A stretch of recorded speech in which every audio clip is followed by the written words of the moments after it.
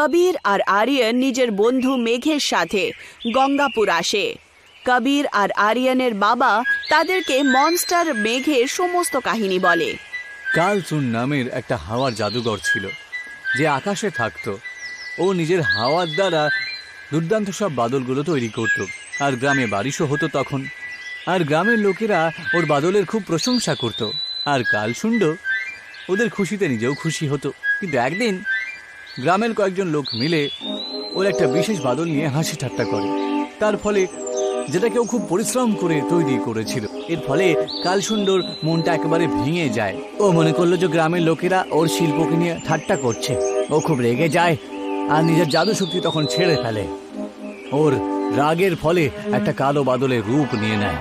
ও তখন এটাই ঠিক করে নেয় যে নিজের গ্রামটাকে বর্ষা দিয়ে, যাতে আর কেউ খুশি খুশি এই গঙ্গাপুরে থাকতে না পারে। এইভাবেই ওই কালসুন্ড মনস্টার বাদল হয়ে যায়, যে গ্রাম থেকে প্রতিশোধ নেওয়ার জন্য সবসময় তৈরিই থাকে। আমাদের এর একটা উপায় বের করতেই হবে, তাই না? হ্যাঁ, নয়তো কতদিন আমরা এই গ্রাম থেকে দূরে থাকবো বলো তো? বাবা, আমরা অনেক চেষ্টা করছি, কিন্তু মনস্টার বাদলকে আটকাতে পারিনি। ওই মনস্টার বাদলের থেকে রক্ষা পেতে হলে না, তোমাদের দুজন বাদল বন্ধুর সাথে চলে যাও। এইভাবে পুরো গ্রামটাকে ছেড়ে চলে যেতে পারি না। ওই মনস্টার বাদলের কিছু একটা উপায় আমাদের বের করতেই হবে। ওকে আটকানোর একটাই রাস্তা রয়েছে। আমাকে বলো না, সেটা কি? যখন কালসুন্ড নিজের গর্জন করতে থাকা বাদলের ওপরে বর্ষণ শুরু করে দেয়, তখন গ্রামে অন্ধকার ছড়িয়ে পড়ে আর লোকজন ভয়ের ঠেলায় বাড়িতে লুকিয়ে পড়ে। তখনই গ্রামের পুরনো গুহা থেকে একটা ঝলমল করে ওঠে আলো। সেখানে গিয়ে কালসুন্ডর ব্যাপারে আমরা অনেক কিছু জানতে পারি। তাহলে চলো ওখানেই যাই আমরা। আরিয়ান আর কবির কালসুন্ড মেঘের রহস্য জানার জন্য সেই গুফার কাছে পৌঁছায়। গুহার ভেতরে যেতে না আমার খুব ভয় করছে। হ্যাঁ, ওখানে আবার কালসুন্ড নিজে বসে থাকবে না তো? আরে আমি তো সঙ্গে আছি, তোমরা ভয় পেও না।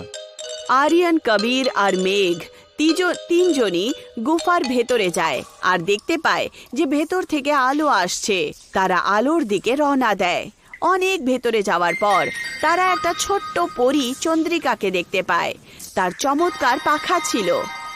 আমরা গঙ্গাপুর গ্রাম থেকে এসেছি।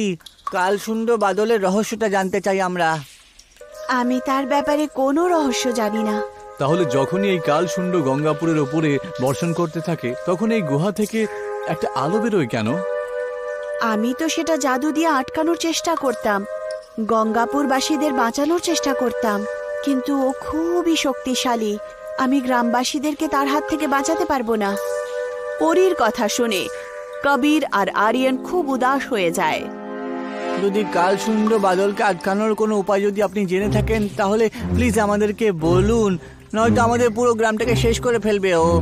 তোমরা কালসুন্দ মেঘের রহস্য হাওয়ারামই বলতে পারবে। এই হাওয়ারামটা আবার কে? হাওয়ারাম একজন জাদুকর, যে কালসুন্দের ভাই। আগে দুজন ভাই মানুষের জন্য নিজের জাদুই বিদ্যার ব্যবহার করত, কিন্তু এখন কালসুন্দ মনস্টার হয়ে গেছে, কিন্তু হাওয়ারাম এখনো মানুষের সাহায্য করে। তাহলে হাওয়ারামের কাছে আমাদের যাওয়া উচিত, ওই হয়তো কিছু বলতে পারবে। হাওয়ারামকে কোথায় পাবো? সে নিজের গ্রাম জাদুই নগরে থাকে। পরী তাদেরকে হাওয়ারামের ঠিকানা দেয়। কবির, আরিয়ান আর মেঘ হাওয়ারামের বাড়ির উদ্দেশ্যে রওনা দেয়।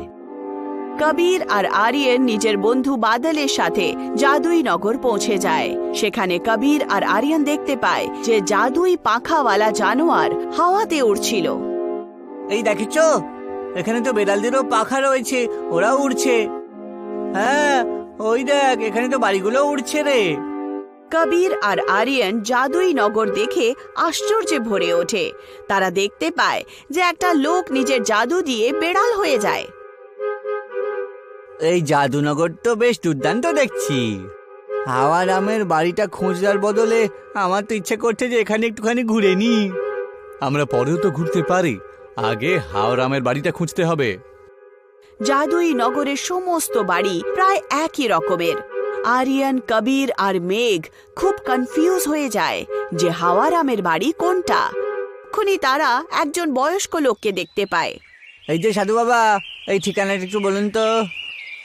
বয়স্ক লোকটা আরিয়ানের কাছ থেকে ঠিকানাটা নিয়ে নেয়। আচ্ছা, এখানে যেতে চাও তোমরা? হ্যাঁ দাদু। এখান থেকে 10 পা এগিয়ে গেলে একটা কুয়ো দেখতে পাবে। ওখান থেকে ডান দিকে ঘুরে যেও, তারপরে কিছুটা যাবার পরে একটা স্কুল দেখতে পাবে। ওখান থেকে বাঁ দিকটা নিয়ে নেবে। তারপর আরও একটু যাবার পরে একটা পুকুর দেখতে পাবে। ওখান থেকে বাঁ দিকে যেও, তারপর একটা বাড়ি দেখতে পাবে। আচ্ছা, ওই বাড়িটা বুঝি হাওয়ারামের? না, ওটা হলো আমার। যাও, গিয়ে চশমাটা নিয়ে এসো, তারপর আমি অ্যাড্রেসটা বলবো তোমাকে। আরিয়ান, কবির আর মেঘ সেই বয়স্ক লোকের বাড়িতে যায় আর চশমা নিয়ে আসে। বয়স্ক লোক অ্যাড্রেস পড়েন। আরে, এটা তো আমারই বাড়ির অ্যাড্রেস। কি? কার সাথে দেখা করবে তোমরা? জাদুকর হাওয়ারামের সাথে। জাদুকর হাওয়ারাম তো আমি। বলো, কি হয়েছে? সাধু বাবা, গঙ্গাপুর গ্রাম থেকে এসছি আমরা। হ্যাঁ সাধু বাবা, আমাদের উপর একটা বিশাল বড় সমস্যা এসছে। আপনার ভাই কালসুন্ড মনস্টার বাদলে রূপ নিয়েছে আর সব সময় গঙ্গাপুরের ওপরে বর্ষণ করতে থাকে। আর এত জোরে বৃষ্টি করে দেয় যে সারা গ্রামটা ডুবিয়ে দেয়। এর কোনো উপায় বলুন না সাধু বাবা। এই তো তোমার গ্রামের লোকেরা কর্মের ফল ভোগ করছে বাছা।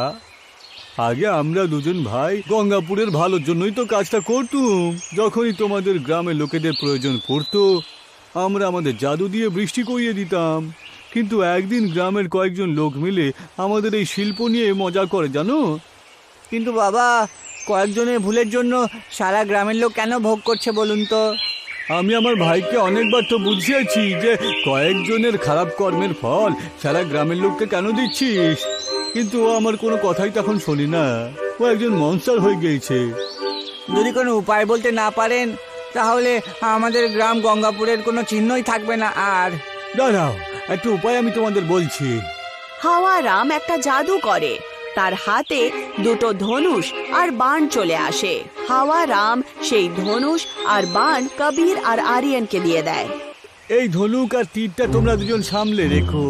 যখনই ওই মনস্টার বাদল গ্রামের উপরে আসবে না, তখন এই তীরটা চালিয়ে দিল, তাহলে সমস্ত জল ওর শুকিয়ে যাবে আর তোমাদের গ্রামটা ওই মনস্টার বাদল থেকে আর কোনো রকম সমস্যাও হবে না, আর মুক্তিও পাবে।